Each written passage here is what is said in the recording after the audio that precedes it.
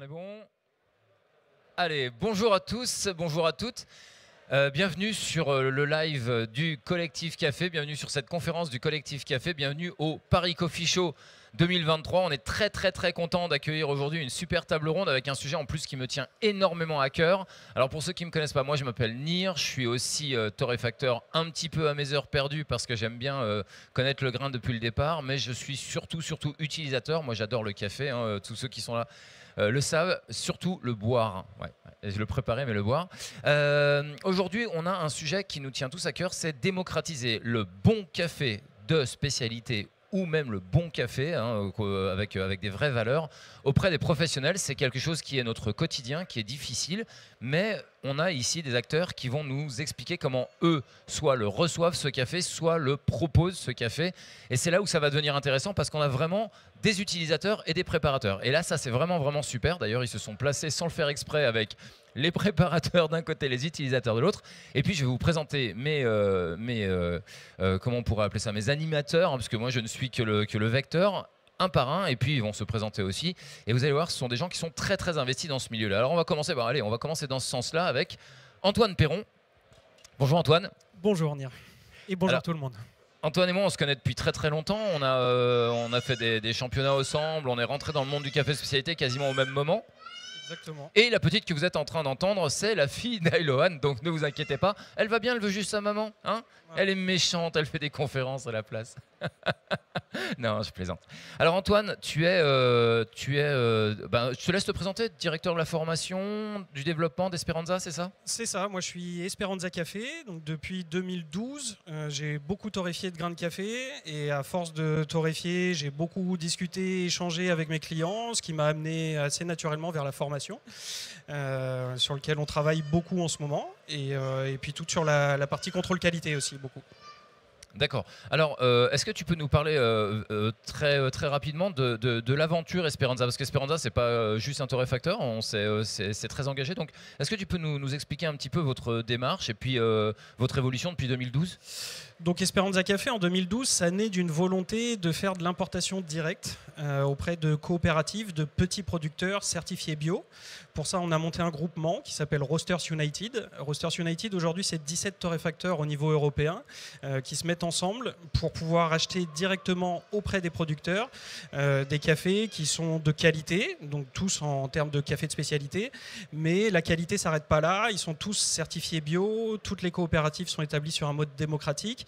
Et puis surtout, on fixe le prix avec les producteurs pour que ce soit corrélé à leur coût, que ce soit corrélé à ce que nous, on va pouvoir vendre derrière, mais dans le but d'essayer de tirer vers le haut plutôt que vers le bas, et ça en fonction de la qualité. Donc nous, on a vraiment choisi d'aller vers des cafés de qualité, mais qui sont produits dans un cadre un peu plus social, et ce qui nous permet d'avoir un impact réel à l'origine. Extra. Ah ben écoute, on y reviendra justement à cet impact hein, avec des gens comme Ailohan hein, qui font très attention à cet impact au niveau de l'utilisation. Écoute, merci beaucoup, merci d'avoir accepté de venir parler un petit peu de tout ça avec nous. Avec et plaisir. Puis je passe à ma deuxième animatrice qui est Marie. Marie qui est responsable commerciale sur la région lyonnaise, c'est ça, pour les cafés Loutsa. C'est ça, tout à fait. Je te laisse te présenter, Marie. Et bien donc enchantée. Donc moi je m'appelle Marie, je suis responsable commerciale B2B chez Loutsa Torréfacteur.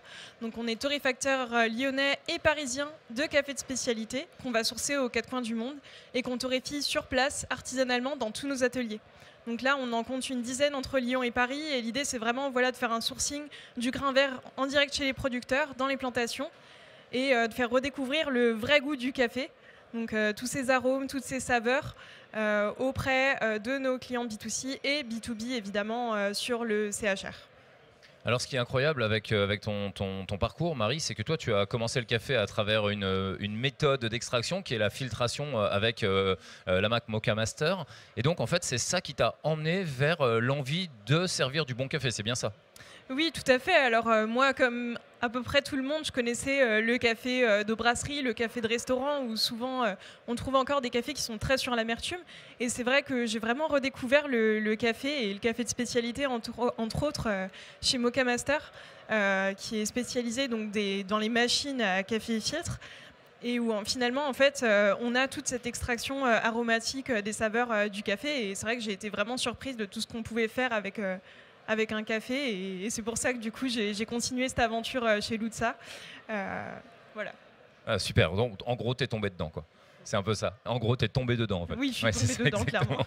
Génial. Alors, on continue avec un autre invité que, pareil, moi, je le connais depuis assez longtemps maintenant. Il s'agit de Brice Robin. Brice Robin, c'est ni plus ni moins que l'ambassadeur Victoria Arduino en ce moment. Hein. C'est donc lui qui représente cette marque de machine à café professionnelle. Donc, un vrai contact avec les professionnels, mais aussi un utilisateur, puisque Brice Robin, c'est aussi le champion de France en titre barista. Qui a représenté la France au championnat du monde récemment et qui a fait donc 7e. Je le dis parce qu'il ne vous le dira pas ça. Parce bravo. Il a beaucoup d'humilité. Donc ouais, bravo pour ce superbe résultat. Oui, vous pouvez applaudir. Savoir que faire top 10 au championnat du monde, c'est un super score parce qu'il y a quand même 70 nations qui sont représentées et c'est loin d'être les plus mauvais de chaque pays. Donc vraiment bravo. Toi Brice, nous avec Antoine, on t'a connu à la sortie de l'école hôtelière. Ouais, parce que c'est un gamin. Il y a longtemps, ouais. C'est un petit minot. Mais vas-y, présente-toi et puis parle-nous rapidement de ton parcours, sinon on va y rester toute la journée. Hein. Donc, je m'appelle Brice et j'ai un cursus de cuisinier à la base. J'ai appris à faire du café, à découvrir le café au lycée hôtelier. Et ça a été un peu une révélation pour moi à ce moment-là, parce que j'étais vraiment dans une dynamique de cuisine et de pâtisserie. Et je me suis rendu compte qu'on pouvait avoir des recettes de café, des goûts différents, des origines différentes, donc à mi-chemin entre la sommellerie et la cuisine. Et donc je me suis pris de passion pour ça depuis. Donc je suis barista depuis 9 ans, quelque chose comme ça.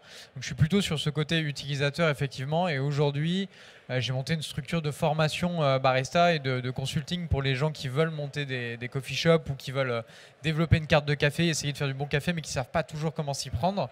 Et une partie aussi événementielle où moi je me déplace avec mes petites machines pour faire du café chez le client. Voilà. Alors super, alors sa société c'est Polygone, hein, c'est ça? Polygone Café, ouais, voilà, exactement.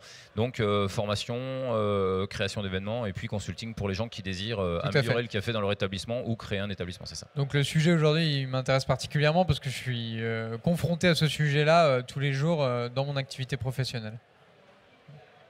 Écoute, merci d'avoir accepté aussi notre invitation. Et puis on arrive sur Ailoan. Ailoan qui est restauratrice, qui a un concept de restaurant qui s'appelle Sezono. Je dis bien un concept de restaurant parce que même si c'est un restaurant, la pensée et la réflexion derrière Sezono est assez incroyable. Elle va en parler beaucoup mieux que moi d'ailleurs. Merci aussi d'avoir accepté, Ailoan. Je te laisse te présenter. Merci Nir. Bonjour à tous.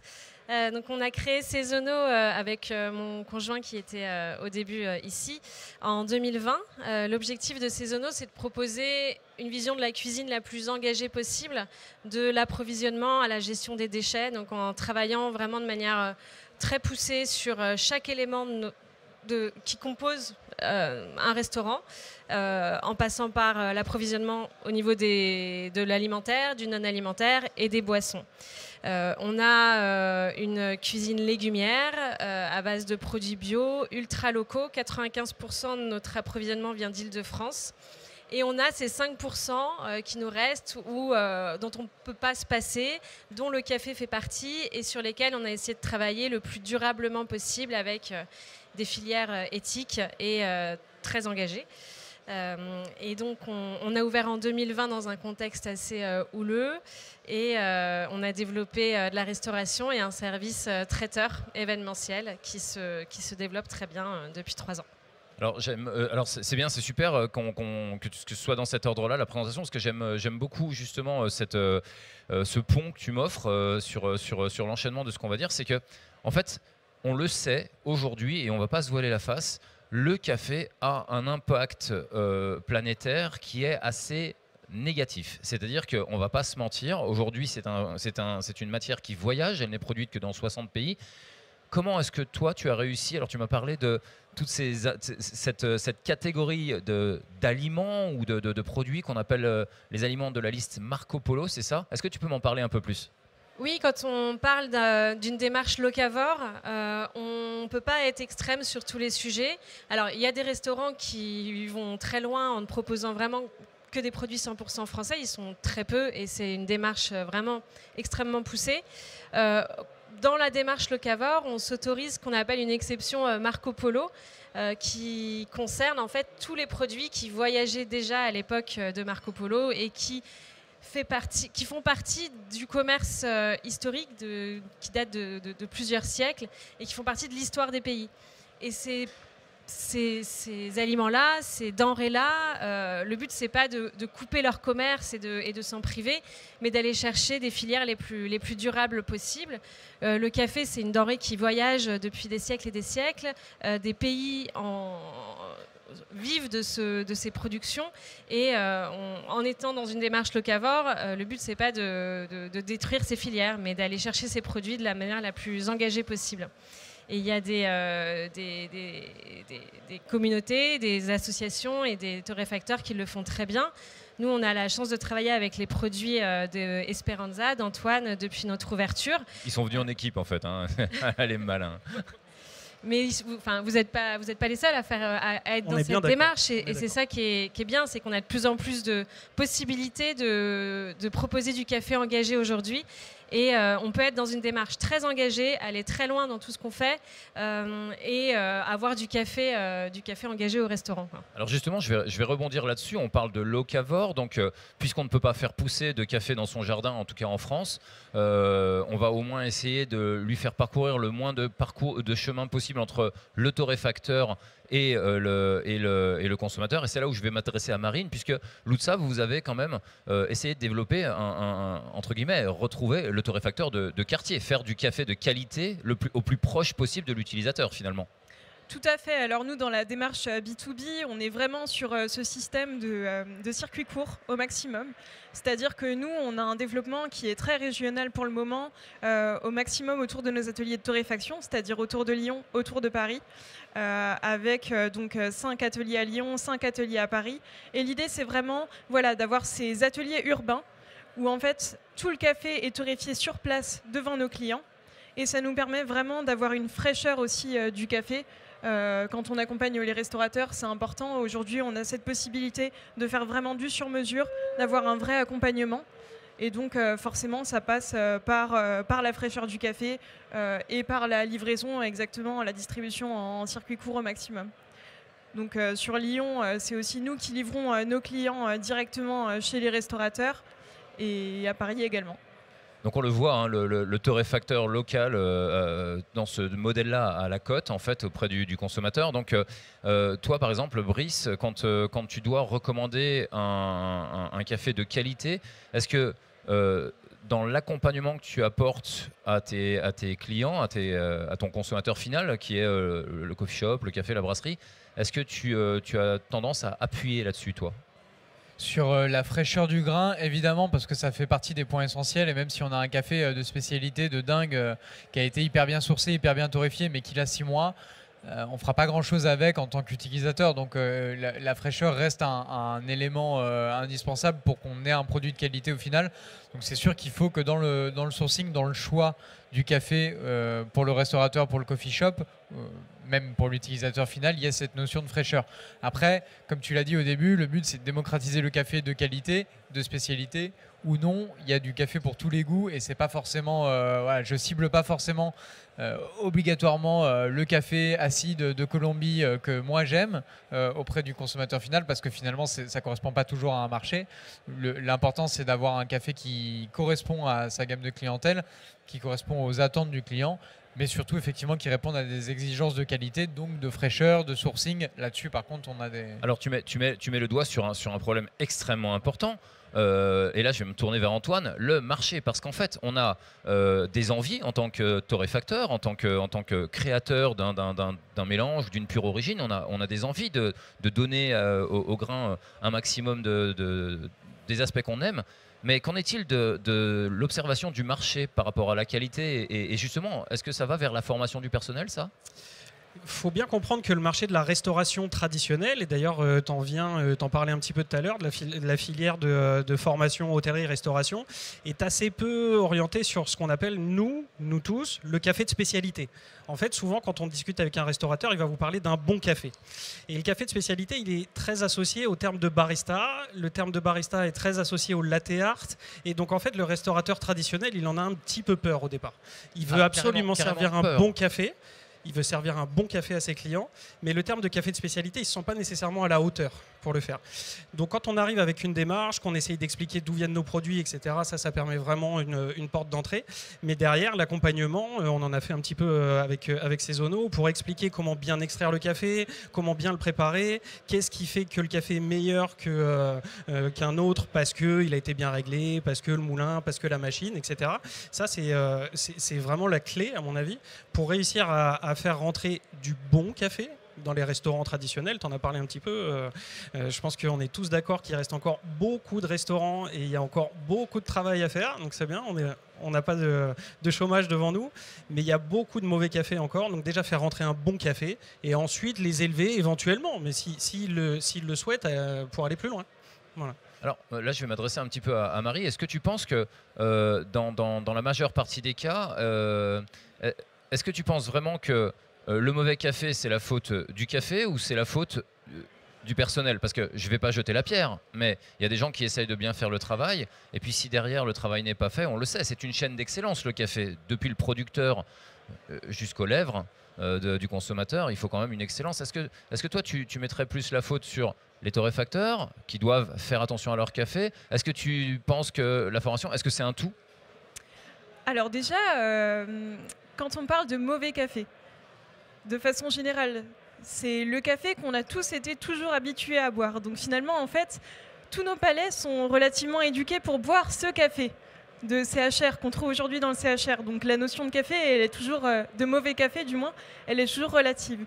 Et justement, je pense qu'aujourd'hui, il y a une vraie porte pour le café de spécialité, dans le sens où le café de spécialité, aujourd'hui, c'est pas forcément quelque chose de seulement élitiste. Au contraire, je pense qu'aujourd'hui, et je pense qu'Antoine, tu seras d'accord avec moi, on peut justement travailler des cafés qui correspondent du moins plus ou moins aux attentes qu'on a tous aujourd'hui. Et sur la partie formation, évidemment, je pense qu'il y a un vrai enjeu autour de la formation du personnel aujourd'hui, dans le sens où la force qu'on a en tant que petit torréfacteur, c'est de pouvoir avoir cet accompagnement client-là. L'accompagnement où en fait on va former les équipes sur l'utilisation des machines, sur l'utilisation du matériel, simplement déjà comment bien extraire un café, comment les accompagner sur les réglages du moulin, et au-delà de ça évidemment les former sur le discours, parce que finalement on peut être le meilleur torréfacteur du monde si on n'apprend pas aux équipes qui vont représenter finalement notre marque à parler de notre café. Forcément, il ne sera pas forcément bien mis en valeur. Donc il y a un vrai enjeu autour de cette formation technique, mais aussi une formation sur les discours. Et justement, alors chez Lutza, quelque chose d'assez intéressant que je fais et que toutes nos équipes font, c'est qu'on investit nos clients autour d'une formation café. C'est-à-dire qu'on les invite à rejoindre nos boutiques, à redécouvrir vraiment tout le processus de torréfaction, et on les implique même de façon régulière à créer leur café.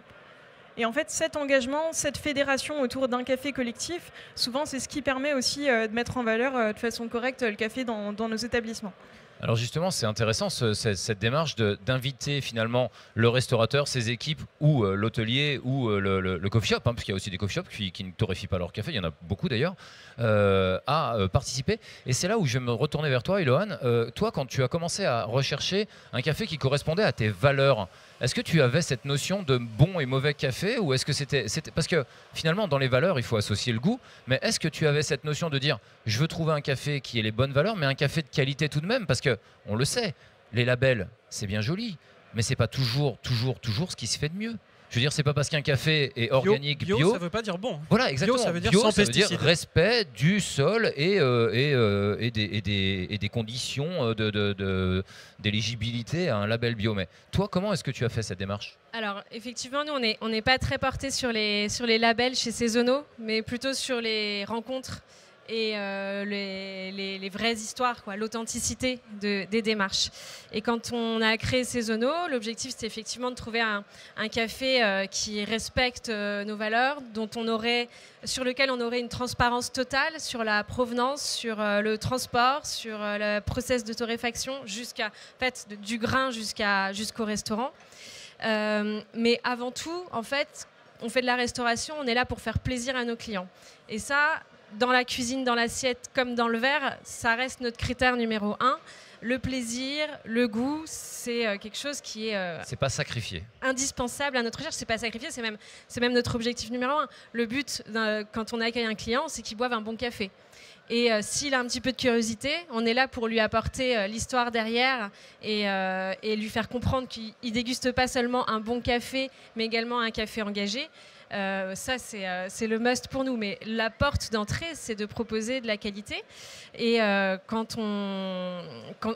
fait ça dans l'assiette et on fait ça dans la tasse de café aussi. Alors, il y a aussi une démarche économique derrière la qualité. Est-ce qu'au moment où vous avez décidé de choisir un café de qualité, la démarche économique a été un frein? Parce que souvent, on l'entend. Hein, oui, mais attention, moi, j'ai un café, il est moins cher. Mais bon, on le sait. Les restaurateurs sont quand même là pour gagner leur vie. Hein. Il y a du pain à mettre sur la table des clients, mais sur le sien aussi. Est-ce que toi, dans ta démarche, le prix a été un frein? On regarde le prix de tout ce qu'on achète. C'est évident, on est des chefs d'entreprise, donc on a cet intérêt, cette importance, c'est hyper important. Ceci dit, quand on a des bons produits, on est capable d'expliquer pourquoi notre café il va valoir 2 € au comptoir et pas 1 € ou 1,50 €. Et ça, c'est en fait, aujourd'hui, on est confronté à des clients, et on n'est pas confronté, on accueille des clients qui sont de plus en plus curieux de ce qu'on met dans nos assiettes et dans nos verres. Et en fait, ils sont à l'écoute de ça. Aujourd'hui, on a des produits bio, des légumes de petits producteurs en Ile-de-France, évidemment qui sont plus que notre kilo de tomates, il est plus cher que le kilo de tomates d'Espagne poussé sous serre. Mais je pense qu'ils sont plutôt contents de ça. Et c'est exactement pareil pour le café en fait. Aujourd'hui, notre café au comptoir, il est à 2 €. Et on est très content de leur expliquer qu'il a été torréfié à Saint-Denis, qu'on sait exactement quelle est la filière et on peut leur expliquer où sont situés les producteurs, pourquoi on a choisi le Nicaragua en ce moment, parce que c'est la saison, que dans 3 mois on aura un café d'Éthiopie légèrement plus amer. Et là c'est parti quoi. N'hésitez pas à changer de café en fait. Antoine, tu voulais réagir? Moi, j'irais même plus loin dans ce que tu dis, parce que si tu te rappelles bien, tu as commencé avec une machine automatique, assez peu chère.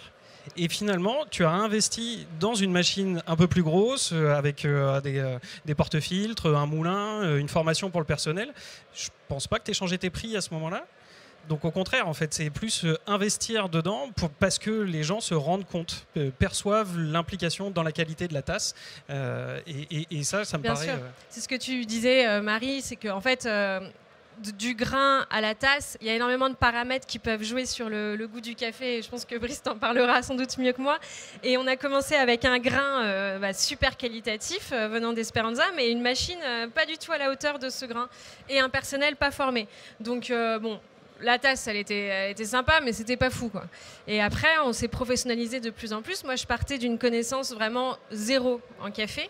Malgré de l'expérience en restauration, j'ai toujours été habituée à... Voilà, c'est très noble de la part d'un chef cuisinier de reconnaître qu'il n'y connaît rien en café. Je vous le dis parce qu'on a eu cette discussion il n'y a pas très longtemps.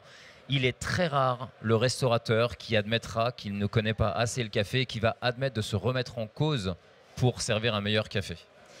Et ça a été vraiment un apprentissage au fil du temps, avec l'accompagnement d'Antoine, sur le choix de la machine, sur la formation sur place, sur la mouture du grain, sur la pression, sur absolument tout. Je vais rebondir sur ça pour poser une question à Brice. Toi qui as travaillé longtemps dans l'univers du luxe, on va pas se mentir, mais tu as quand même eu accès à des univers qui sont au-delà du commun des mortels en termes de moyens. En revanche, est-ce que tu dirais qu'un café de qualité, c'est forcément un café cher? Non, pas obligatoirement. On sait tous, en tant que restaurateurs et professionnels, et je pense qu'il y en a beaucoup parmi vous aujourd'hui, que le café est un produit sur lequel on marge bien. Donc on pourrait très bien servir un café à 1,50 € aujourd'hui et quand même gagner de l'argent dessus. Pas de problème. L'idée, c'est pas de baisser les coûts et les prix au maximum. Je pense qu'on est tous dans une démarche qualitative. quand on veut se démarquer d'un bar qui ne fait pas attention, qui n'entretient pas sa machine, qui achète le café le moins cher possible, qui paye son personnel le moins cher possible, qui n'investit pas dans du matériel, des tasses, etc., bah, effectivement, on va essayer quand même de gagner un petit peu mieux sa vie, de se démarquer par la qualité et effectivement par le prix. C'est pour ça qu'on va dans un restaurant gastronomique, on paye un petit peu plus cher. Ça revient à ce que tu disais. Mais ce n'est pas nécessairement parce que le café est plus cher qu'il est meilleur. Là-dessus, je pense qu'il faut admettre qu'il y a un prix moyen, je pense en région parisienne, de 2 € à 2,50 €, voire 3 € maintenant dans certains établissements pour un espresso, qui va être du café de spécialité. Mais ça ne veut pas dire que c'est le meilleur café de la Terre. Ça veut dire normalement que la personne a fait l'effort d'aller vers un café de meilleure qualité, un matériel de meilleure qualité, peut-être de la formation, etc. Oui, on a toujours ce principe d'aller chercher des cafés chez des importateurs qui sont consciencieux, voire passer en direct avec parce qu'on n'oublie pas quand même que la filière café à la base, c'est une filière quand même qui est difficile. C'est une filière d'hommes qui sont au contact de la terre. Aujourd'hui, vous, je m'adresse à vous qui représentez les torréfacteurs. Je sais que vous avez cette réponse du prix souvent, j'achète mon café moins cher que ce que tu me proposes, ou on me met à disposition ma machine, on m'aide financièrement sur mon établissement. Aujourd'hui, est-ce que certains sont prêts à sacrifier ces avantages, je dirais, pour aller vers la qualité et gagner en vente de café? Je vous laisse répondre à votre tour, chacun à votre tour. Bah oui, alors je pense qu'il y a eu un système qui a fonctionné et qui fonctionne encore, qui est celui de la mise à disposition du matériel. Après, moi je pense qu'on a un nouveau système de fonctionnement qui est plus sur une sorte de transparence, dans le sens où on redonne la liberté aux restaurateurs, aux hôteliers et même aux bureaux d'entreprise d'avoir leur propre matériel et de pouvoir travailler avec le fournisseur café avec lequel ils ont envie de travailler simplement. Donc en fait, je pense que dans notre démarche de petits torréfacteurs, on a cet accompagnement sur le matériel professionnel, on a cet accompagnement sur la partie technique, mais par contre, au lieu de mettre de la mise à disposition et d'augmenter notre prix sur le café, on préfère travailler de façon plus transparente avec une machine qui vous appartient et d'un autre côté un café au juste prix. Ok, mais ça représente un vrai risque, puisque quand on place un contrat café, je me fais l'avocat du diable volontairement, mais quand on place un contrat café, on est sûr que le propriétaire de l'établissement est obligé de prendre le café chez soi. Alors, quelles sont les armes face à ça, justement, pour éviter de perdre un client ? Il y a une espèce de logique générale, quand les choses sont mises à disposition, elles ont peu de valeur. Et donc, l'équipe qui va travailler ce produit ne va pas y donner plus de valeur et donc ne va pas transmettre plus de valeur au client. Le fait d'avoir investi sur la machine, d'avoir trouvé le torréfacteur qui nous convient, avec le café qui nous convient, ça va donner vraiment envie de valoriser ce produit-là, d'en dire plus. On sait que le client, quand il vient au restaurant, il vient un peu vivre une expérience. En tout cas, il vient se nourrir en un. Mais s'il a choisi de venir chez vous, c'est que c'est ce qui lui convient, ce qui lui plaît. Et bien, si en plus vous lui amenez la même histoire sur le café, moi j'ai énormément d'exemples de restaurateurs qui disent depuis que je sers ton café, ben, j'en vends plus un, j'en vends deux. Donc l'histoire du prix, elle est déjà réglée en fait. Elle est déjà réglée. Brice, tu voulais réagir à ça? Ouais, je voulais juste rebondir sur un truc. Il y a un chiffre que j'ai appris pendant le salon. Là. Il y a un des gros centres de formation qui existent en France qui, a priori, aurait formé 300 personnes par an depuis 10 ans. Ce qui est pas mal, ce qui est énorme. On est environ 900 000 à 1 million de personnes qui travaillent en restauration, en CHR, en France. Il y a un peu de boulot. Il y a un peu de boulot. On a dans la pièce quelqu'un qui fait partie des seules personnes qui travaillent à l'éducation nationale sur la formation du café.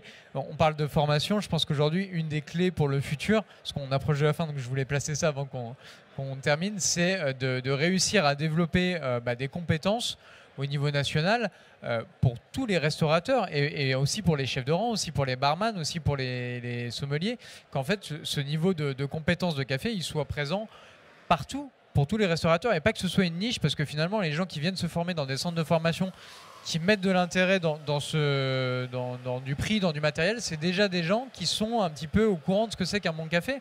Mais ils tombent dedans un peu par hasard, des fois 20 ans, 30 ans après avoir commencé leur activité, et c'est un peu dommage. Et pour revenir sur un autre point qu'on a abordé avant, je pense que dans la montée, la démocratisation du café de spécialité auprès des professionnels, soit on peut passer par de la formation, soit on peut passer par de l'achat de matériel plus qualitatif qui permet des fois une automatisation et d'éviter de... Alors justement, là, je vais m'adresser à toi. En tant qu'ambassadeur d'une marque de café, de machines à café, est-ce que les machines qui sont mises à disposition parfois sont pas aussi compliquées à entretenir? Est-ce qu'elles sont pas compliquées à faire marcher de manière stable? Parce que justement, on met quand même pas à disposition souvent une machine très haut de gamme. Donc complètement. Donc nous, on se retrouve dans des situations où on fait passer des grosses chaînes. Des établissements qui font un gros volume et qui ont toujours été habitués à travailler avec de la machine tout auto, à revenir à de la machine traditionnelle. Comment est-ce qu'on arrive à faire ça? Tout simplement en leur mettant à disposition des outils qui leur permettent de gagner en stabilité et de dédiaboliser un petit peu tout ce travail du barista, geek, qui est hyper complexe, et championnat, machin. Non, l'idée, c'est pas de faire du concours à chaque tasse. L'idée, c'est d'avoir un meilleur café que ce que vous aviez avant en passant de la tout auto à la tradi. Et ça passe par du tassage automatique, de la machine qui va peser la quantité de mouture automatiquement, de la machine à café qui va donner le bon volume à chaque tasse à chaque fois, des fiches recettes, des plages, des objectifs de recettes avec une marge une target, une cible acceptable, plus ou moins 5 secondes. Et en fait, on arrive comme ça à avoir des résultats qui sont hyper qualitatifs en montant la qualité et sans avoir quelque chose de trop compliqué à utiliser. Alors, soit les machines sont un peu plus chères parce qu'elles sont plus performantes, soit on est sur de la machine traditionnelle classique et dans ce cas-là, on paye de la formation au personnel, on investit dans de la formation, dans de la compétence au personnel pour qu'ils savent utiliser ce matériel. Mais dans un cas comme dans l'autre, il faut faire un effort. Alors là, je vais m'adresser à Elon. Toi, tu as fait la démarche justement de passer d'une machine automatique. Alors attention, soyons bien d'accord, je n'ai rien contre la machine automatique. Je travaille même pour une marque, je suis ambassadeur pour une marque de machine automatique, mais je dirais une place pour chaque chose. Tout à fait. Et chaque chose a sa place. Quand on a très peu de débit, la machine automatique bien réglée peut très bien faire le travail. En revanche, et souvent on me dit « Ah, mais moi je mettrais bien une machine full auto dans mon restaurant. » Oui, super, mais dans ces cas-là, elle va vous coûter aussi cher, la machine full auto, qu'une machine professionnelle, traditionnelle, parce qu'en fait, toi, tu as fait la démarche de passer d'une machine qui n'était pas adaptée à tes attentes pour aller vers une machine traditionnelle. Alors traditionnelle, vous connaissez, porte-filtre, tac, tac, tac, et on met un moulin à côté. Donc, toi, qu'est-ce qui t'a décidé justement à faire cette démarche de monter en gamme? Non pas du café, puisque tu es resté sur le même café, mais du matériel et de la formation et des compétences de ton personnel. L'objectif, c'était vraiment d'être à la hauteur du grain de café que Esperanza pouvait nous proposer. Et c'est vrai que la machine qu'on avait ne le mettait pas en avant. Et on avait envie de proposer un café de qualité. La formation du personnel, elle a été faite honnêtement en 2 fois 1 heure. Donc ça, c'est du temps consacré, mais ça reste quand même accessible. Et avec ces 2 heures de formation, tout le personnel était formé et capable de proposer des super cafés. Donc c'est quand même on parle d'une formation de personnel quand même très accessible. Alors là, je vais encore me faire l'avocat du diable. On est quand même dans un univers où le turnover du personnel est extrêmement élevé. On le sait, on est en pénurie constante de personnel en métier de restauration. Il y a des baristas par ici qui connaissent bien le problème. Il y a des professeurs qui connaissent bien le problème.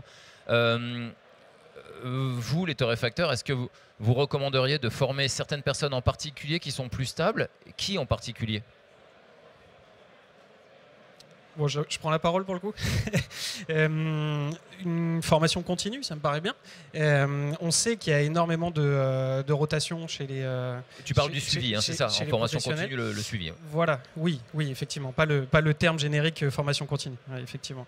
Non, il faut, effectivement, c'est bien de s'appuyer sur, souvent j'appelle ça un complice, dans l'établissement. J'en vise un en particulier, au fond, là-bas, sur lequel on sait qu'on va s'appuyer, il est stable, a priori il va rester dans dans le restaurant. Souvent, c'est comme ça qu'on fait. Dans un resto, on va un peu dénicher celui qui a l'air d'être là, d'être bien en place, et surtout qui va être capable de retransmettre. Parce qu'on ne va pas être forcément là le jour où le nouvel arrivant commence, et pourtant ce jour-là, il va devoir faire des cafés. Donc, il faut s'assurer que le message, et puis surtout la façon de faire, est bien présente dans le restaurant, en s'appuyant sur quelqu'un. En général, c'est comme ça qu'on fonctionne. Alors, je vais me refaire l'avocat du diable. Vous êtes aujourd'hui des torréfacteurs à taille humaine avec un nombre d'établissements où vous arrivez à faire ce suivi. Comment est-ce qu'on peut... et là, je vais m'adresser à toi, Brice, puisque toi, tu es dans la formation. Comment est-ce qu'on peut accompagner aussi certains gros torréfacteurs, parce qu'il y a des torréfacteurs qui restent dans l'artisanat, dans leur façon de faire. On n'est pas sur du lit fluide, on est sur des gros torréfacteurs à taille humaine, souvent française, mais qui ont énormément d'établissements et qui pourtant, malgré un café qui est de qualité, ont du mal à suivre sur la formation des utilisateurs. Comment toi, est-ce que tu accompagnerais et comment tu conseillerais à ces gros faiseurs d'accompagner leurs clients?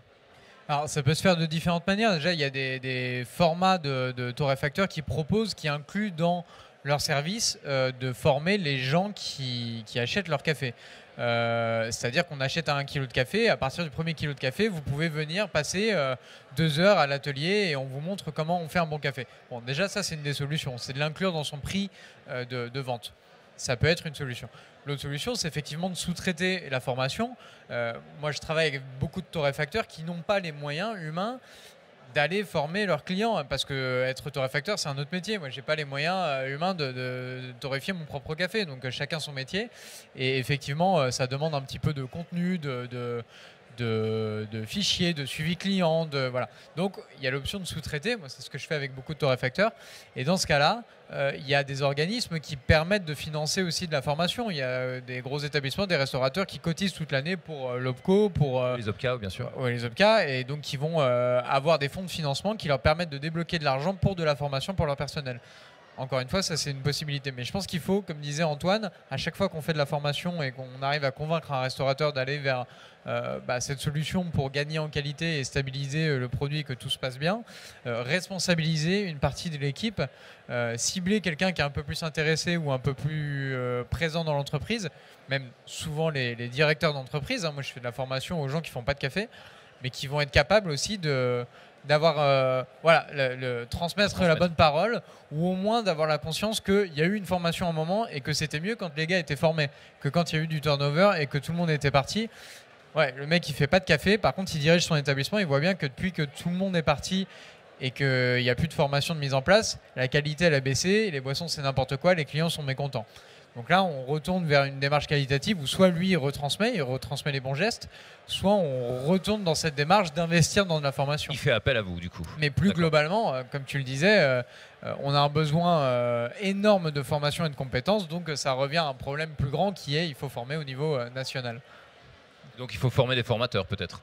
Il faut former des formateurs. Je pense qu'on est peu de formateurs et pas assez nombreux en France. Je ne serais pas capable de former les 900 000 personnes sur le marché français et fort heureusement il y a de la place pour tout le monde, mais il faut aussi réussir à sensibiliser au niveau national l'éducation nationale et les acteurs, les formateurs de nos métiers de la restauration aujourd'hui sur qu'est-ce que c'est qu'un bon café, c'est-à-dire passer de l'autre côté à Omnivore, aller voir des chefs cuisiniers, comme le fait très bien Victor Delpierre en côtoyant des restaurateurs, comme le font très bien d'autres personnes, et aller voir des chefs cuisiniers, comme c'est le cas ici, en leur disant voici ce que c'est qu'un bon café. Et je pense qu'à force, ça prend un petit peu de temps, c'est pas une solution d'un jour, on arrivera à dire attendez, mais là il y a un problème, votre café il est pas bon, il vous faut du bon café, il vous faut du bon matériel, il vous faut de la formation. Quand vous aurez ces 3 éléments-là. Et de l'entretien peut-être aussi. Et de l'entretien, évidemment, ça fait partie ça fait partie du schmilblick, du problème. Et peut-être qu'à ce moment-là, même je vais voir un peu plus grand, peut-être que vous passerez de 1 à 2 étoiles dans un établissement gastronomique. Parce qu'aujourd'hui, c'est encore un problème dans des établissements de très haut vol. On n'a toujours pas un très bon café. Alors justement, Elon, j'ai vu que tu voulais réagir. Pour moi, ça fait partie de la cohérence d'une offre, en fait. On ne peut pas faire hyper gaffe à ce qu'on met dans l'assiette, faire hyper gaffe à ce qu'on met dans son verre de vin et négliger la tasse de café. Et sur la formation, je rajouterais une petite anecdote que nous, on a vécue au restaurant. c'est qu'après les formations qu'on a eu la chance d'avoir avec Antoine, on a eu un personnel qui était hyper au taquet sur la vente de café. Donc on n'a pas seulement eu un impact sur la qualité du café qui était meilleure, mais sur le volume vendu, parce qu'il n'y a pas une table qui partait sans avoir son café, parce que les serveurs étaient hyper contents de le proposer, de le préparer. Ils nous sortaient des lattés, des cappuccinos, et ça a eu un impact sur le volume aussi, donc c'est pas négligeable. Ça valorise le personnel, ça le fidélise dans l'entreprise, ça le fait grandir avec vous. On n'est plus simplement serveur, on est à moitié barista, on a acquis des compétences, des compétences qu'on n'avait pas avant. Donc finalement, payer de la formation à son personnel, c'est aussi bénéfique pour son personnel et ça réduit, je pense, le turnover drastiquement, quoi. On ne s'embête plus dans son travail, on a appris des choses, on a évolué dans l'entreprise. Alors là, je vais me tourner vers Marie. Toi, tu me disais que tu avais de plus en plus de chefs qui venaient vers vous pour adapter le café et la qualité du café à leur offre finalement. Ah bah oui, tout à fait. Après, je pense qu'il y a une prise de conscience quand même auprès des chefs et même dans l'hôtellerie pour proposer une offre premium, une offre novatrice aussi.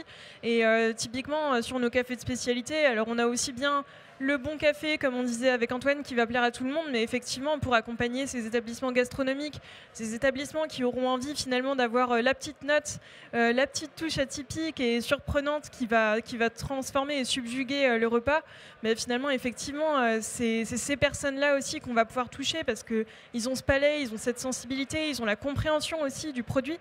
Et finalement, effectivement, alors après, on peut aller très loin, mais déjà, dans un premier temps, d'avoir un bon café de spécialité pour ces établissements-là, c'est une vraie plus-value. On est d'accord sur la qualité et le prix. Il n'y a pas vraiment de limite dans le café. On est tous ici très bien placés pour savoir que le café, ça peut valoir très peu cher comme très cher. Que même si la qualité n'en est pas toujours dépendante, le café très peu cher est quand même malheureusement rarement très bon, mais par contre du café à un prix raisonnable peut être exceptionnel sans être obligé d'aller chercher les cafés ultra rares et ultra chers. Alors moi je voudrais quand même, parce qu'il nous reste une petite demi-heure quand même, j'aimerais quand même savoir si vous avez des questions pour nos intervenants, hein. Je rappelle qu'on est ici pour faire évoluer le café de qualité et pouvoir proposer des offres. Si vous avez besoin de clés, hein, il y a quand même des gens qui sont utilisateurs, il y a des gens qui sont formateurs, il y a des gens qui sont formateurs d'ailleurs, et il y a des gens qui sont torréfacteurs. Est-ce que certains d'entre vous auraient des questions à poser aux personnes qui sont assises ici ?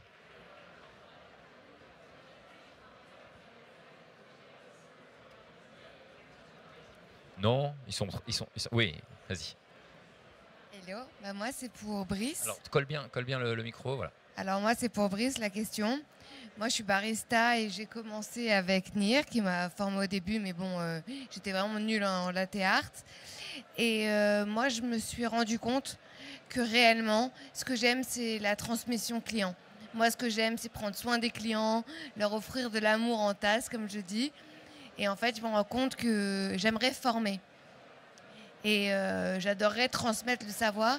Et est-ce que tu penses que le fait de continuer à grandir en tant que barista et ensuite me former pour être formatrice, c'est le bon plan ? Alors, bon plan, j'ai envie de te dire, si c'est ce que tu veux faire et que tu t'éclates dans ton travail tous les jours, alors ce sera forcément un bon plan. Si tu me parles financièrement, oui, il y a un marché pour de la formation en France, tout le monde peut actuellement en vivre, ça il n'y a pas de souci là-dessus.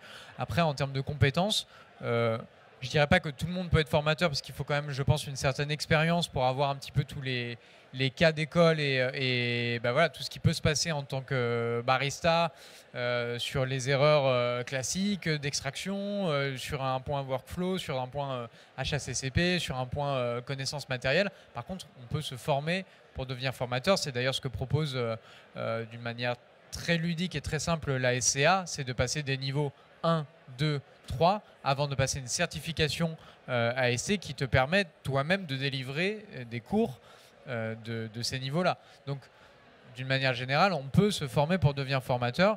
Par contre, je pense effectivement qu'il faut avoir une petite expérience à minima de quelques années, je pense qu'Antoine sera d'accord avec moi pour dire ça, avant de former des gens, parce qu'il faut avoir justement ce recul et toutes ces expériences de de champ des possibles, de boissons différentes. On se retrouve avec des questions des fois un peu farfelues en formation. Et il faut malheureusement savoir y répondre. Donc il faut quand même avoir un petit peu de background derrière.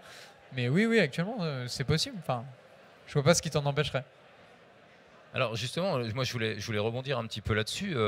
Aujourd'hui, voilà, tu nous parles de la SCA. Aujourd'hui, en France, est-ce que tu penses que la structure formatrice des formateurs en France est suffisante? Parce qu'on est quand même au Collectif Café, on le sait, le Collectif Café c'est renommé, c'était il y a un peu de temps le Comité français du café. Aujourd'hui, c'est le collectif pour justement englober aussi la partie barista, la partie même restaurateur, donc les consommateurs. Et donc, il y a une mission peut-être à se donner sur la formation des formateurs?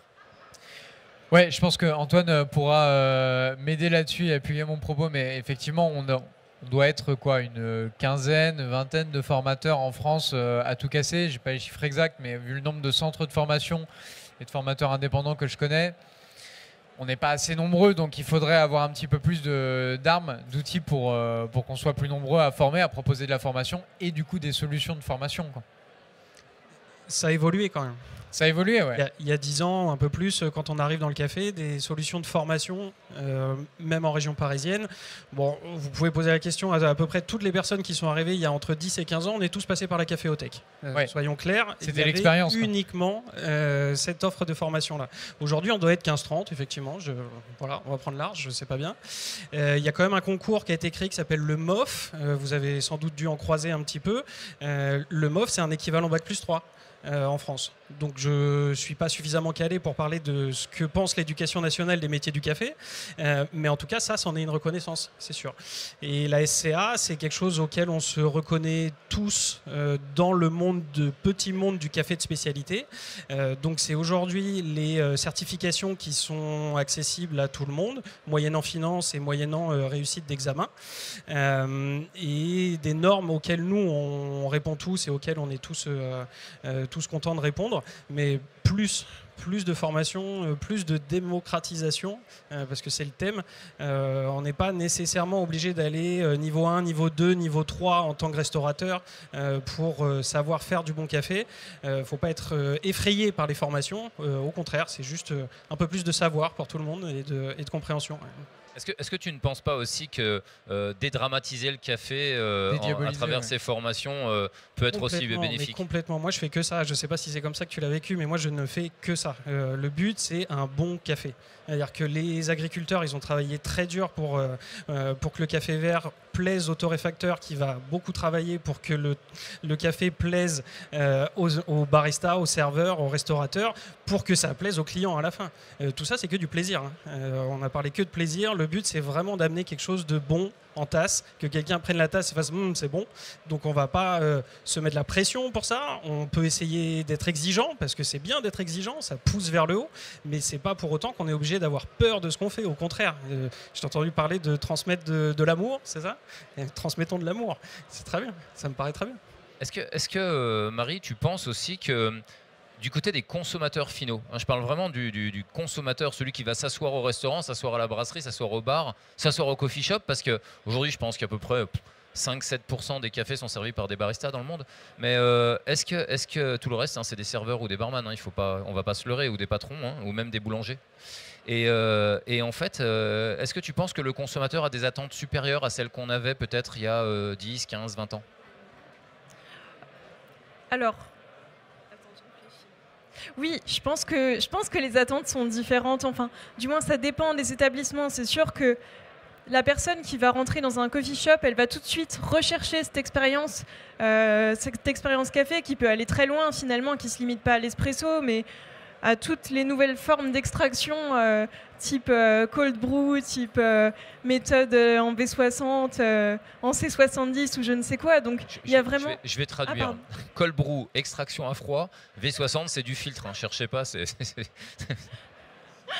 Enfin. On parlait de dédramatiser, c'est ça? Non, mais tout ça pour dire que je pense qu'il y a différentes attentes selon les établissements et c'est en toute logique. Enfin. Donc aussi bien le coffee shop va proposer ce côté très expérientiel, aussi bien, voilà, comme on disait, dans un restaurant, on va s'attendre à avoir un bon café classiquement. Après, c'est sûr qu'on a des concepts de restaurants aujourd'hui qui vont justement vers ce côté un peu surprenant, atypique. Enfin, moi, je pense à un de mes clients qui fait des repas mystères, où au final, on ne connaît pas le menu de l'entrée au dessert et au café, en l'occurrence. Mais c'est vrai que ça dépend vraiment de la volonté et de la direction que le restaurateur a envie d'apporter. Nous, on le ressent beaucoup en tant que restaurateur, en tout cas. Enfin, c'est peut-être le premier argument pour adopter un café de qualité en restauration, c'est qu'en fait, les clients le demandent. On n'est pas un coffee shop chez Saisonneau, on est un restaurant traditionnel, on fait des plats, une restauration à table le midi et le soir.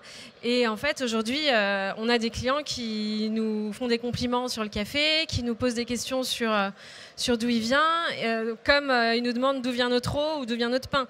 On a des clients qui sont curieux et qui veulent tout savoir, avoir une traçabilité, une transparence de ce qu'on leur offre. Et c'est une tendance qui est omniprésente. Peut-être encore, elle a encore beaucoup de marge de progression pour s'étendre. Mais en tout cas, ce qui est sûr, c'est que c'est la marche des choses actuellement, et que même en étant un restaurant traditionnel et demain une brasserie de passage et après-demain un restaurant de fast-food, on aura tous un moment à donner de la transparence sur ce qu'on offre à nos clients, et le café en fait largement partie. En tout cas, nous, en tant que restaurant traditionnel, on le ressent déjà très fortement. Et c'est, je pense, un des premiers arguments qui doit pousser un gérant à mettre du bon dans sa tasse de café, quoi. Alors j'ai une question affreuse que je vais te poser. Est-ce qu'on t'a déjà rendu un café en te disant désolé, il est pas bon? Oui, au début, quand on savait pas faire le café, qu'on avait une machine de merde, franchement oui. Et c'est ça qui nous a posé, qui nous a poussé. C'est super important comme question, hein, parce qu'en fait, en France, on retourne son steak, on retourne son tiramisu, on retourne sa glace, on retourne jamais son café. On est trop habitué. Petite précision, ta clientèle est française majoritairement? Ça dépend des périodes de l'année, mais majoritairement, ouais. Donc les clients français s'intéressent au café. Bon, il n'y a qu'à voir le confinement et les ventes de machines automatiques. Ça a explosé pendant cette période-là, ce qui veut dire qu'aujourd'hui, les particuliers qui se font du café à la maison achètent du grain de café. Comme le restaurateur achète du grain de café. Donc quand ils arrivent, alors et vous avez acheté quoi? À cause de toi. Ah, désolé. mais du coup, ils savent ce qu'ils ont acheté eux. Donc ils arrivent au restaurant, ils demandent vous avez acheté quoi? L'échange, il est vraiment là. C'est quelque chose qu'on n'a pas vraiment vu avant toute cette période-là. Moi, j'ai senti une énorme évolution à ce niveau-là, post-Covid, post-confinement, où vraiment il y a eu une. Puis je pense que les gens ont beaucoup passé de temps sur leur ordinateur aussi à fouiller. Enfin voilà, c'est un sujet qui a poussé. On sait que la gastronomie, c'est quelque chose qui plaît beaucoup en France. On voit le succès des émissions de télé, typiquement. On voit les succès des vidéos où on voit du latte art, etc. Les gens s'y intéressent. Donnons-leur la possibilité de s'y intéresser encore un peu plus, quoi. Alors moi, il y a quand même une chose. Voilà, on parlait de retourner le café. Il y a énormément de préparation de café. Il y a énormément de matériel, d'enjeux matériels, d'enjeux financiers. Aujourd'hui, il est clair qu'on ne vend pas le café au même prix à Paris qu'en province. J'imagine, à juste titre, que les loyers n'y sont pas pour rien, que le coût de la vie à Paris n'y est pas pour rien non plus. Mais aujourd'hui, il arrive très très fréquemment de boire un café au-dessus de 2,50 € à Paris, assis en salle. Et certaines personnes comparent beaucoup ça avec d'autres pays où on va retrouver un café en dessous d'1 €.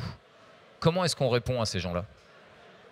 Moi, j'ai une réponse, si ça ne vous dérange pas. L'Italie, c'est l'espresso. C'est exactement ça que je pensais. L'Italie, l'espresso est à 1 €. Mettre l'espresso à 1,20 € en Italie, oulala, drame. Pensez à la baguette de pain en France. Est-ce que vous iriez mettre 3 € dans votre baguette de pain? Non, parce que c'est traditionnel. La baguette de pain, elle coûte entre 1 € et 1,50 €. Sauf que les matières premières augmentent. Le café est de plus en plus cher. Donc pour pouvoir maintenir ses marges, qu'est-ce que fait le restaurateur italien? Il ne va pas augmenter la qualité de son café, il va plutôt la baisser pour pouvoir maintenir sa marge et garder le prix que son client va apprécier. Donc le prix est souvent très corrélé à la qualité quand même. Voilà. Du reste, une baguette aux US coûte plus cher qu'en France. Et le pain est payant au restaurant en Italie. Oui, j'arrive. Ok. Oui, alors moi j'avais juste du coup une question. Là, vous parlez beaucoup de l'approche des torréfacteurs avec les restaurateurs. Est-ce que c'est plus facile? Nous, typiquement, on a des clients d'entreprise qui n'ont pas envie de s'embêter avec le perco, qui n'ont pas envie de... Voilà, comment on explique à ces gens-là déjà? Est-ce que vous commencez d'abord par le café, puis une fois que vous voyez que ça prend avec, avec toute l'équipe sur des entreprises? Parce que pour moi, le restaurateur... En tant que client, quand je vais dans un restaurant, on va chercher ça, effectivement, on va chercher la curiosité du produit, tout ça. Dans une entreprise, non. Enfin, en général, les gens, ils veulent leur café, ils en prennent 3 le matin, ils disent qu'ils sont surcaféinés. Et, voilà. Comment vous arrivez à amener ce café de spécialité dans des entreprises qui ne sont pas restaurants? Alors la question c'est est-ce qu'il y a une place pour chaque chose en fait, hein, si je traduis, parce qu'en fait on parle de machines automatiques, on pense qu'au restaurant elle n'est pas suffisante. Je pense quand même qu'il y a des machines automatiques qui ont une qualité relativement supérieure à d'autres. Je pense aussi qu'il faut adapter peut-être l'offre. Je vous laisse répondre. Ah oui, tout à fait. Alors nous, pour travailler beaucoup avec justement toute la partie bureau et entreprise, en fait, c'est sûr qu'il faut adapter le matériel au type d'établissement. Donc c'est sûr qu'aujourd'hui sur le marché, on trouve des machines professionnelles automatiques qui sont vraiment de qualité, parce qu'une fois de plus, il y a machine automatique et machine automatique. Et sur les bureaux, justement, on peut avoir cette qualité d'extraction-là avec un café de spécialité pour tous, en fait.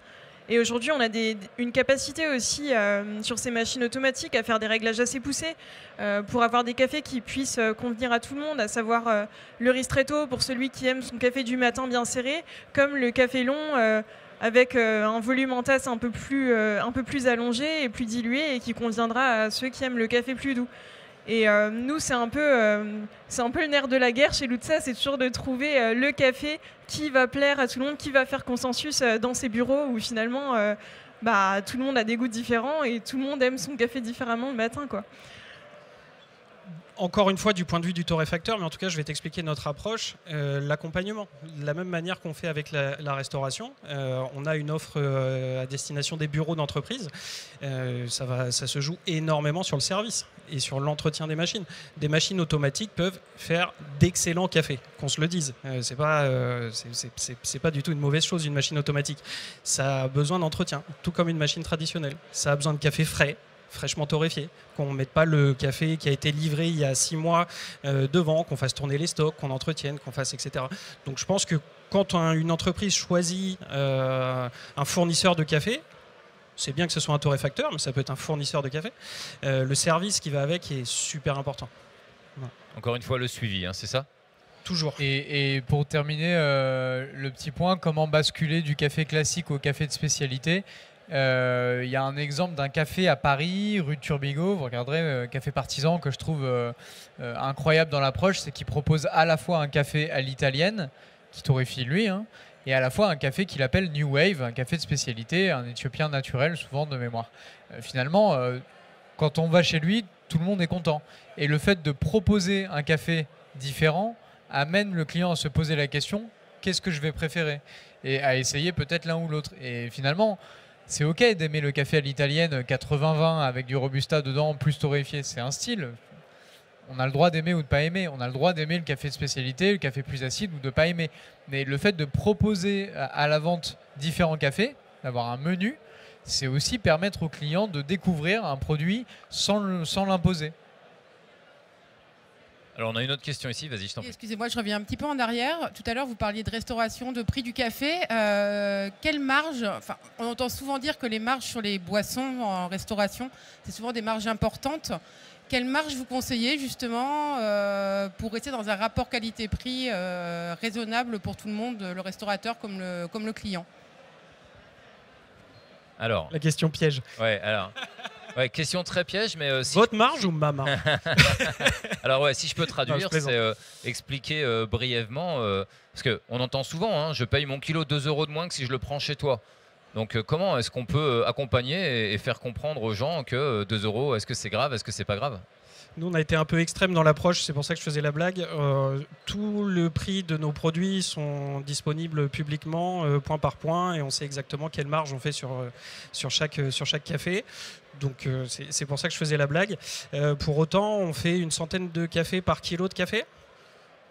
Ça vous donne déjà une base. Alors la loi dit que l'espresso doit être à 7 grammes de café, c'est le minimum pour avoir le droit de s'appeler expresso. Là, on est sur du légal. D'autant, beaucoup de baristas travaillent avec plus de grammage pour avoir plus d'intensité, mais certains fous ont décidé de faire des championnats en mettant moins de café. 16,5 grammes de mémoire. 16,5 grammes, hein, il est là. Pour 2 espressos. Tout à fait. Ouais. Bah, il y avait petit point là-dessus, il y avait une dynamique sur les championnats de mettre moins de café, à la fois pour montrer qu'en maîtrisant son matériel et ses méthodes de distribution, de répartition de café dans le porte-filtre, etc., on pouvait être amené à faire un meilleur café puisqu'on exploitait mieux sa matière première. Et d'un point de vue écologique, puisqu'on parlait d'écologie et de localisme, on est obligé de travailler avec du café qui vient de l'autre bout de la planète. Économisons-le. On peut faire une économie d'un point de vue bilan carbone, puisque le principal bilan carbone du café, c'est la consommation de café elle-même. Donc voilà, pour expliquer ce petit point-là. Et donc juste pour finir la démonstration, une centaine de kilos par café. On a parlé d'un prix. Café par kilo. Merci. On a parlé d'un prix 2 €, 2,50 €. 3 €, voire à table dans des restaurants gastronomiques. Certains cafés sont servis extrêmement chers. On ne va pas forcément en citer, mais voilà. Des marges entre les deux, il faut quand même un peu de matériel, de la formation du personnel, etc. Mais en termes de boissons, vous avez de quoi faire les calculs de marge. Ouais. Voilà. J'espère que ça sera satisfaisant comme réponse. On a tous des prix complètement différents. Pas là forcément pour faire de la pub de nos prix, hein, mais voilà, ça donne une idée du calcul en tout cas. Je sais pas, tu m'entends. Ouais, ça y est. Alors, j'étais pas là au début de la conférence, donc désolée si je pose une question à laquelle vous avez déjà répondu. Mais moi, quand je vois, donc, vous me connaissez, je fais partie de la même team que vous, café spécialité aussi, torréfacteur. On vend aussi à du B2B. Moi, quand je vois ce truc de démocratiser le café de qualité auprès des professionnels, ça vaudrait aussi pour les particuliers. Il y a quand même une question que je me pose autour de l'approche du café filtre. Parce que je trouve que typiquement, bon, alors c'est sûr que notre culture café en France et dans les pays latins, a fortiori, c'est très orienté sur l'espresso. Néanmoins, moi, c'est vrai que ça c'est une approche que j'ai particulièrement auprès de particuliers, mais j'ai quand même quelques professionnels qui débutent parce qu'ils n'ont pas beaucoup de budget avec une petite Moka Master, pour ne pas citer de marque, et une approche café filtre qui est pas mal rentable aussi en termes de marge. Et par ailleurs, ça permet quand même d'accéder à des magnifiques cafés et de vraiment bien les apprécier. Donc je me demandais si nous aussi, on ne devrait pas travailler un petit peu plus cette approche-là. Donc je suis désolée, Brief, parce que tu es barista surtout orienté espresso. Mais il fait du filtre. Hein, mais tu fais du filtre. Ouais, je fais du filtre aussi. Hein, ouais. Est-ce que tu fais du filtre, Aïloane? Est-ce que tu as de la demande de filtre? Oui. Ouais. Alors, on est encore une fois, on n'est pas un coffee shop, mais on s'est mis à faire du café filtre dans notre restaurant. Parce que, déjà par goût, moi je suis une grande amatrice de café filtre et j'avais envie de le faire découvrir à nos clients. Par praticité. Parce qu'on a, je l'ai dit au début, mais on a une activité traiteur événementiel où on va dresser des buffets libre-service, proposer des boissons chaudes et le café filtre pour ça. Enfin, bon, il y a la machine Nespresso ou le café filtre. On a plutôt choisi cette option-là. On en propose aussi dans notre formule brunch où on a un buffet à volonté où voilà, on a le café filtre qui coule et les gens se servent en libre-service. Donc ça apporte une ambiance hyper conviviale, hyper familiale et donc je suis complètement pro café filtre et ça peut complètement se passer dans la restauration traditionnelle aussi. C'est pas très répandu encore, mais ça a énormément d'avantages et économiques notamment aussi. Donc c'est complètement possible. Faut choisir le bon moment, le bon format. C'est pas ce qui est attendu à la fin d'un repas le midi, mais il y a plein d'autres occasions où on peut le proposer. Et par contre, il faut bien le faire. Encore une fois, on a eu beaucoup d'allers-retours avec Antoine sur le sujet parce qu'on a appris à le faire au fur et à mesure. Et c'est pas le même grain, on n'utilise pas le même moulin, on achète le café moulu directement dans ce cas-là parce que notre moulin ne nous permet pas d'avoir la bonne mouture pour le Donc finalement, un investissement minimum pour une offre supérieure en fait. Enfin pour une autre offre qui répond à une demande, surtout sur les brunchs. On le sait, s'il faut se mettre derrière la machine pour les brunchs avec le nombre de cafés qui a à sortir, la quantité de filtres et le ratio de café est très intéressant au niveau coût. Justement, je voudrais rebondir là-dessus. Pour l'entreprise, un petit peu par rapport à ce qu'on disait, est-ce qu'aujourd'hui, on n'aurait pas un intérêt à redémocratiser ce café filtre en entreprise lorsqu'il est bien fait ? Ça serait génial, hein. Je pense qu'on est tous d'accord là-dessus. Moi, je pense que c'est vraiment une question de perception. En fait, on est très très proche de l'Italie, l'espresso est italien. Pour nous, le bon café, il faut une créma dessus, quoi. Clairement, je pense qu'ici, on est tous d'accord sur le fait que non, un bon café filtre, pensez à nous quand vous faites des brunchs. Parce que moi, quand je viens bruncher chez vous, j'ai pas envie d'un petit espresso comme ça, hein. Ouais. J'ai envie d'une tasse et puis j'aimerais bien qu'on me resserve en plus, ou que je me resserve tout seul d'ailleurs. Je pense que c'est une question de perception. Faut plus parler du café filtre. Les gens, on a tous en plus cette image de la cafetière qui chauffe, où on a la laissé chauffer et tout de suite on a l'odeur. Vous l'avez un peu tous en tête. Bah, c'est ça qu'il faut enlever un peu de la tête de tout le monde, hein. J'avais parlé des clients, mais non, de tout le monde. Le bon café filtre, clairement, ça existe, quoi. Il faut le dire haut et fort, quoi. Tu recommandes donc plutôt de le mettre dans un thermos, c'est ça ? Pour le conserver, oui. Sur une plaque chaude. Oui, ça, le thermos conservera au chaud. La plaque chauffante va continuer à le cuire, donc continuer à le transformer. Alors qu'une fois qu'il a été préparé, il est prêt. Il n'a pas besoin d'être transformé encore un peu, quoi. Alors pour vous donner une idée sur le café filtre, moi j'ai un café qui s'appelle Café Bookie, dans lequel on pose le filtre à volonté, c'est-à-dire que la personne achète son mug vide, entre guillemets, enfin loue son mug vide et peut le re-remplir autant de fois qu'il veut. Et pour vous donner une idée, un bun de presque 2 litres est remboursé avec le premier café vendu. Donc pour vous donner une idée de marge, puisqu'on parlait de marge arrière tout à l'heure, ben c'est exactement ça. C'est le filtre, ça a une rentabilité qui est largement supérieure à l'espresso. Et ça permet l'accès à des cafés différents, du coup, comme en général, on met un peu de temps à régler un espresso. Bah là, du premier coup, entre guillemets, on peut avoir un meilleur café filtre avec des cafés qu'on n'achèterait pas pour de l'espresso. C'est moins précis le filtre, ou c'est juste que c'est plus facile à obtenir ? C'est un peu moins capricieux, je dirais, en réglage de mouture que de l'espresso. Donc on a forcément moins de pertes. Dans un moulin à espresso, en général, on a tendance à devoir gâcher un petit peu de café entre 2 réglages de mouture. Les réglages de mouture sont capricieux, donc on a un peu plus de pertes, je pense, pour l'espresso. Et on utilise un peu plus de grammage en tasse, quoi, quand on fait 20 grammes pour un double espresso. Est-ce qu'on a le temps pour une dernière question ? Est-ce que quelqu'un aurait une dernière question à poser ? Oui. Oui, j'ai une petite question. Tout à l'heure, vous parliez de personnalisation chez Lutza pour du café. Permettre aux clients de personnaliser son café. Là, vous parliez de choisir le café, de choisir le niveau de torréfaction ou plutôt d'assemblage ? Attends, j'ai pas trop entendu.